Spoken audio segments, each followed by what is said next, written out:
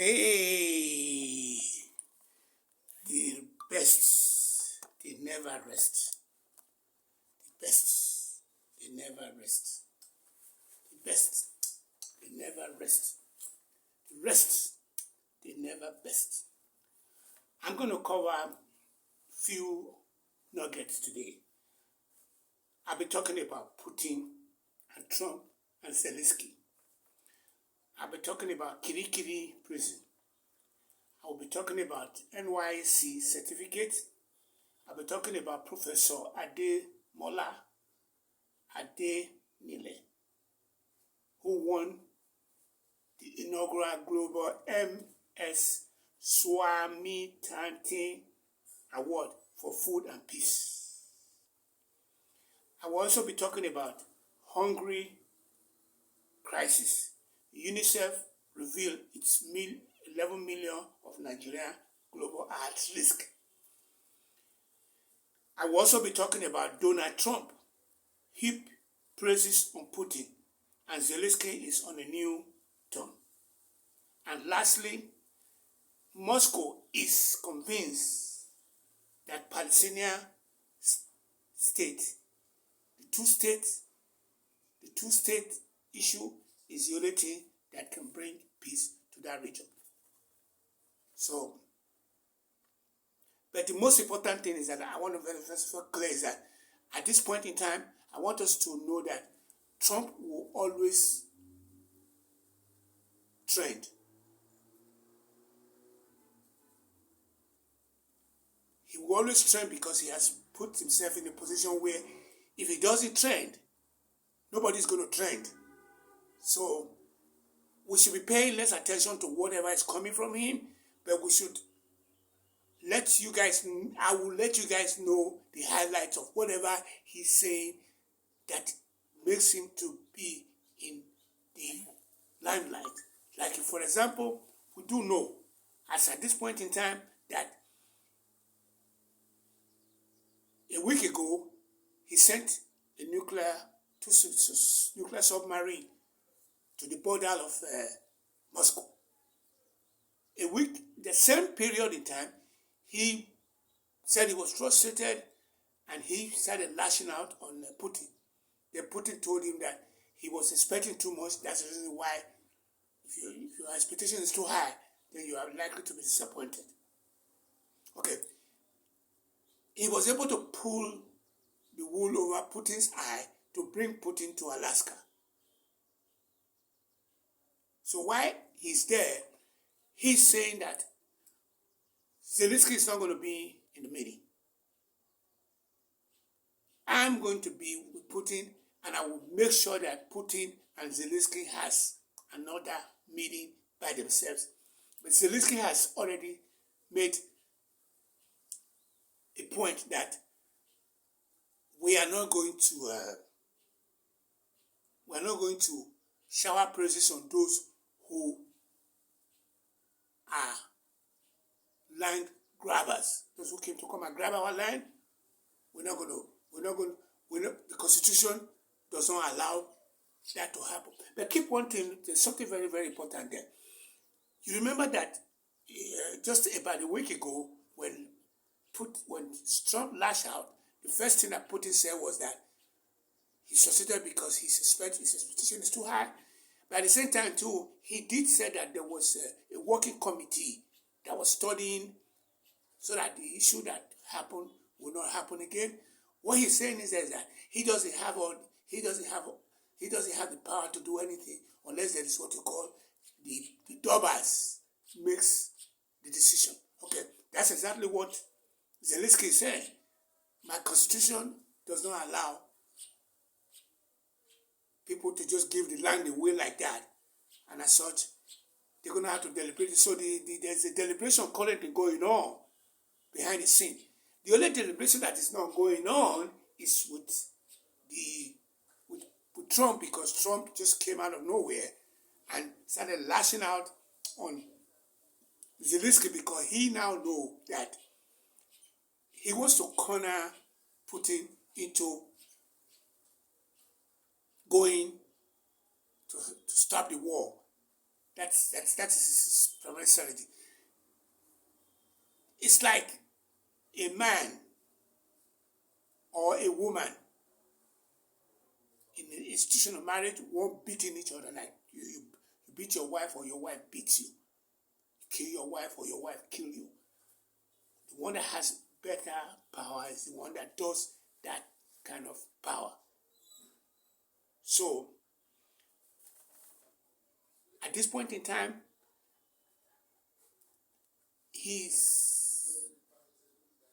both of them, Putin and Trump, they are trying to dog each other, but they are doing it, they don't know what they're doing.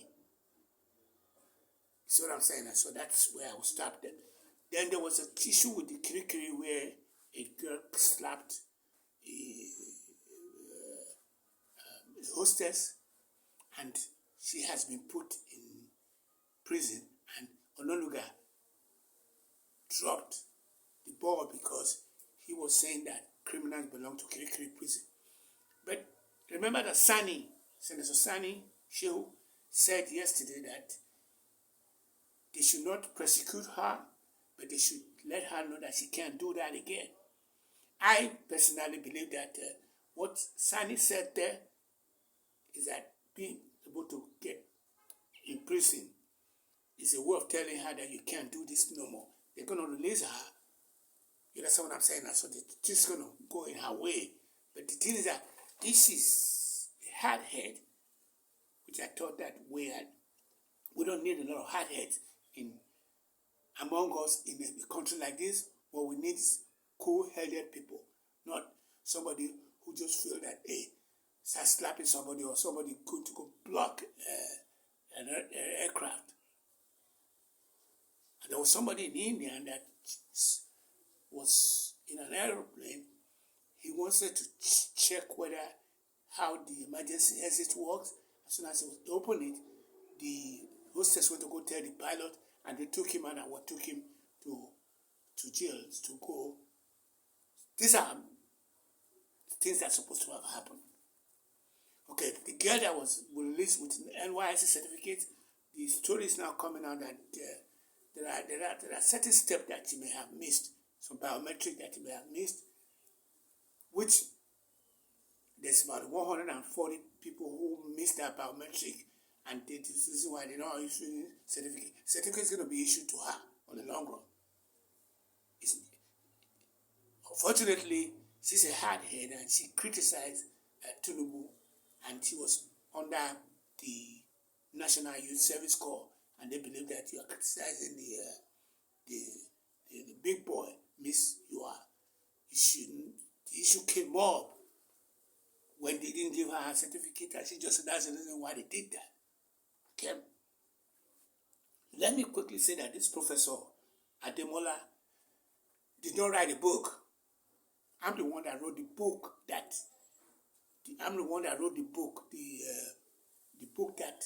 Professor Ademola used. But Ademola has been in this journey for so long that I came into Nigeria in less than a year ago, and I went to quickly I assessed the situation using my background as an agriculturalist and releasing a dossier of a roadmap that says that if everybody entertain themselves with my book, which is Dream Beyond Border, turning dream into reality, and it's agricultural in nature, then I am standing on that existing protocol of what this guy won his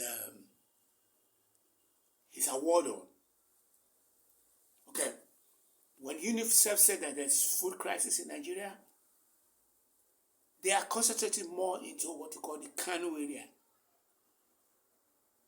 the Kaduna area. So we in the south don't really matter whether it is south, southwest, or southeast. The Muslims are dogging us because Tunji, that guy that is heavy-handed killer who released about 30 bandits, 30 hostage, and gave away some arms, who can have a meeting with some of those mullahs, I'm sorry, there's something wrong with that picture, because what they are doing, what the Muslims are doing, is that they are tricking. They think they are fooling us. They think they are making their decision of saying that if the guy has been killing everybody right, left, and yonder, and I saw, let us grant him an amnesty. They've done this before. And some of those people that they granted amnesties to went back again and relapsed. On the issue of Donald Trump, hitting praises on Putin, we know what he's trying to do there. What he's trying to do is that he cannot do otherwise based on the way this issue is being put into the public eye. He can't do otherwise. And lastly, Moscow is convinced that the two states is the only solution to the Palestinian-Israelis war. It doesn't matter if Israel went ahead and just wiped out the whole of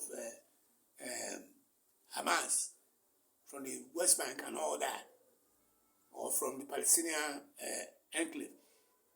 There is something there that cannot be changed. It's called Muslim versus the Christian. That's the fundamental is there. No matter how armed Israel is, they're going to always be in danger unless they reach what you call a peace effort. So we need a two states there, and that is what Reverend Jesse Jackson was always talking about. I'm pretty much very happy today because I have been sending out a lot of links about my book, and people are telling me they're going to buy the book. No purchase has already happened. Now I know that when people say they're going to buy the book, they're going to have to go there and go put in the time and all that. They already made the commitment. It's like when you go in and the guy was asking for 10 billion people to give out money. The word of their mouth of those people who are giving out 10 million there, they just pledge it. They can renegade, but they don't have to do it. But their pledge is going to be, we're going to do it. That's it. Some of them may have made their decision on what they call the system depends. So I'm going to start there by telling you that my book is the only thing that really matters, and the subscription is another thing that matters. And at this point in time, I am putting what you call Ask Me Anything, which is kind of like a podcast with the YouTube, with the already technology at play. And the book is https://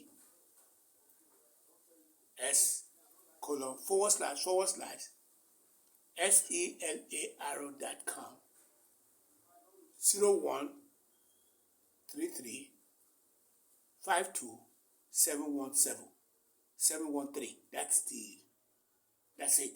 My phone number is 23470-3362781. My email is azimikoko5@gmail.com. Thank you for your hospitality. Appreciate y'all.